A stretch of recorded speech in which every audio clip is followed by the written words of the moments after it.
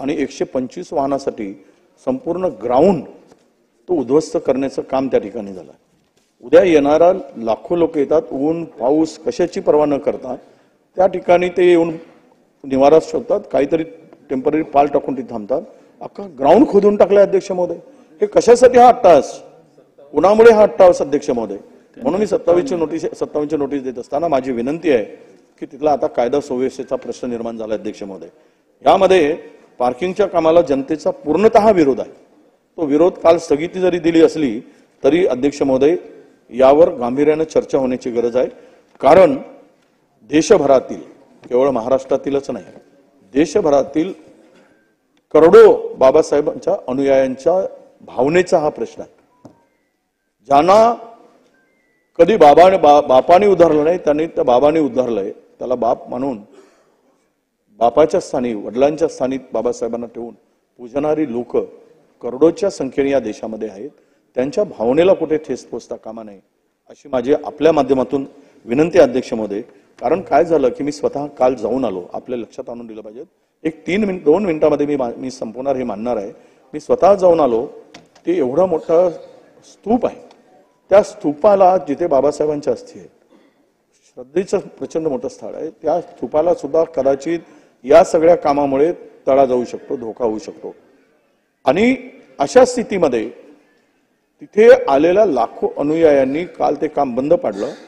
काल काही प्रमाणात लाठीचार्ज झाला, काही भंतेंना सुद्धा त्या ठिकाणी इजा झाली आणि त्यांच्यावर कारवाई झाली भंतेजीवर। तर हे काही आपल्याला परवडणारं नाही। मी फार काही त्यामध्ये द्वेष निर्माण होईल अशा प्रकारचं नाही, पण हे कुणाची तरी एक विचित्र मानसिकता त्या ठिकाणी आहे की ते बळकवण्याचं कदाचित काही लोकांच्या कडून जे बाबासाहेबांचं ते पवित्र स्थळ आहे, लाखो लोकांचं स्थळ आहे, ते बळकवण्याचा कदाचित काही प्रयत्न आहे का, हा सुद्धा गंध त्या लोकांनी त्या ठिकाणी बोलताना सांगितलं अध्यक्ष महोदय। पण मूळ इथे असतो की स्तूप आणि मूळ ढाचाला त्या ठिकाणी धोका होऊ शकतो।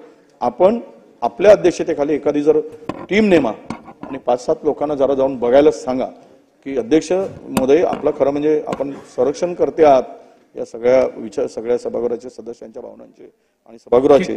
म्हणून माझी आपल्याला मी या ठिकाणी नम्र विनंती करतोय, हे काम केवळ स्थगिती देऊ नका, हे रद्द करा। त्या लोकांनी, समितीने सुद्धा त्याला आता विरोध केलेला आहे आणि उर्वरित त्या लोकांच्या सगळ्यांची भावना आहे की ती जागा कमी पडते। कृषी विभागाची जागेमध्ये आपण मेट्रोचं ऑफिस बांधलं, पुढचा पूर्ण ग्राउंड खाली आहे, जवळपास 54 हेक्टरमध्ये अतिक्रमण झालंय मागच्या 40 वर्षापासून। कृषी विभागाच्या जागेवर 54-55 हेक्टरमध्ये अतिक्रमण आहे, ते काढू शकत नाही आणि ओपन जागा आहे, उद्या तिथे पण अतिक्रमण होईल। ती जागा जर पुन्हा आपण दीक्षाभूमीला देऊ शकलो तर मात्र तिथे पूर्ण व्यवस्था करू शकू, लाखो करोडो लोकांची व्यवस्था होऊ शकेल, अशी सुद्धा मागणी मी सरकारला करतोय की उर्वरित 15 हेक्टर जागा ती पुन्हा द्यावी आणि तिथे काही बांधकाम करायचं असेल तर तिथे करावं, परंतु हे स्ट्रक्चर डिस्टर्ब होऊ नये, हे बांधकाम होऊ नये, यासाठी सरकारने या संदर्भातली आम्ही भूमिका मांडण्यासाठी हे काम मी 57ची नोटीस दिली। मला वाटतं की सरकारने, शासनाने, मुख्यमंत्री असतील, मुख्यमंत्री असतील, यावर चर्चा करावी आणि स्पष्टपणे उत्तर द्यावं अशी माझी मागणी अध्यक्ष महोदय आपल्याकडे आहे।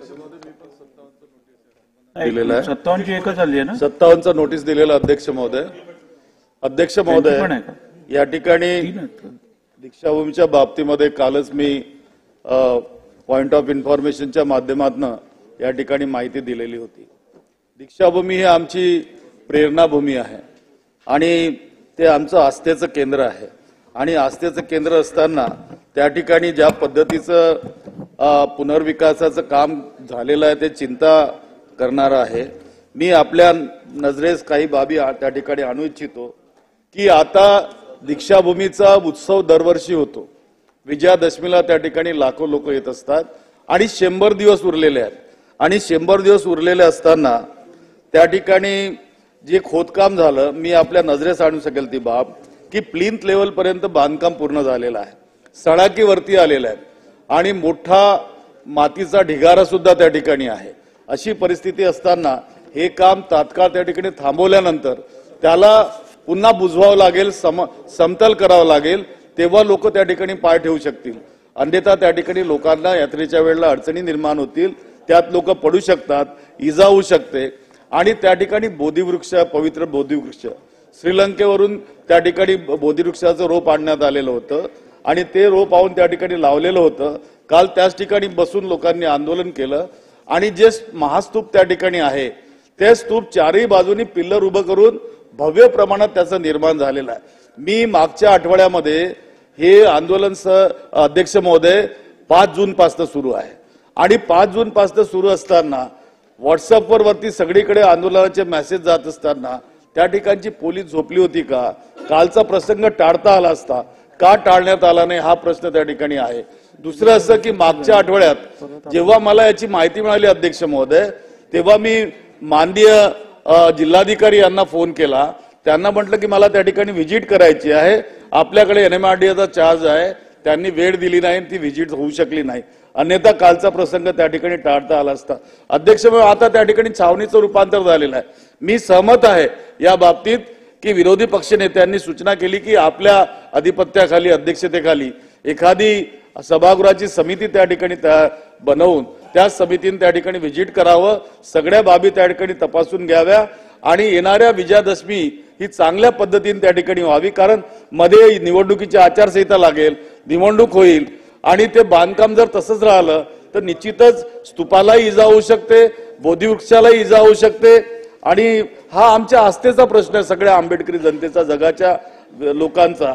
आणि ही लोकभावना विचारात घेऊन मला तरी वाटतं की याच्यावर ताबडतोब चर्चा झाली पाहिजे, म्हणून मी या 57 नोटीस या ठिकाणी अध्यक्ष महोदय दिलेला आहे.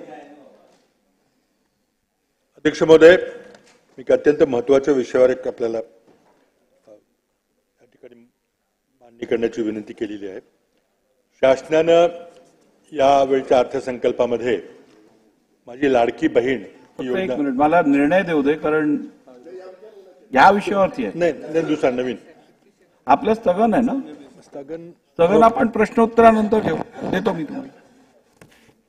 नाही, आपली नोटीस नाही आहे 57ची. आज मंगळवार दिनांक 2 जुलै 2024 रोजी महाराष्ट्र विधानसभा नियम 57 अन्वये सन्मान्य विरोधी पक्ष नेते श्री विजय वडेट्टीवार व डॉक्टर नितीन राऊत विधानसभा सदस्य यांच्या खालील विषयावर सूचना प्राप्त झाल्या आहेत. प्रश्नोत्तराचा तास स्थगित करण्याबाबत प्राप्त झालेल्या सूचनेवरील विषय आजच्या दिवसाच्या कामकाजाच्या पत्रिकेवर कुठल्याही बाबीशी निगडीत नाही. तसेच या विषयावर काल दिनांक 1 जुलै 2024 रोजी माननीय उपमुख्यमंत्री महोदयांनी सभागृहात स्थगिती देत असल्याचे घोषित केले आहे. सबब सन्मान्य सदस्यांकडून प्राप्त झालेल्या उपरोक्त सूचना महाराष्ट्र विधानसभा नियम 57च्या निकषात बसत नसल्यामुळे सदर सूचना मी अनुमती नाकारत आहे.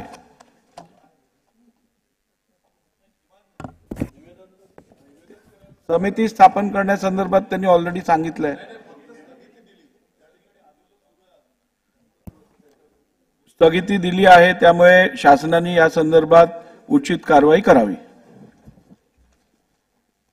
प्रश्नोत्तरे. प्रश्न क्रमांक 1. त्याला वेळ आहे अजून.